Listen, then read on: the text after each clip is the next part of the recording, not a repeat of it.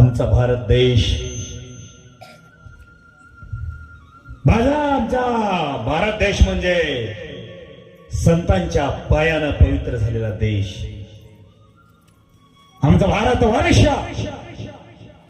म्हणजे ऋषीमुनीच्या तपश्चर्याने नटलेला देश. आमचा भारत वर्ष म्हणजे संतांच्या लिखाणानं नटून निघालेला देश. आमचा भारत वर्ष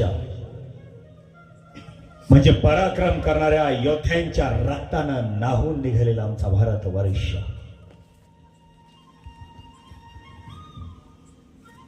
आमचा भारत देश सोडला बाकीच्या देशाचा जर इतिहास पाहिला ना, बाकीचे देश म्हणजे समजे कसायचे दुकानच की.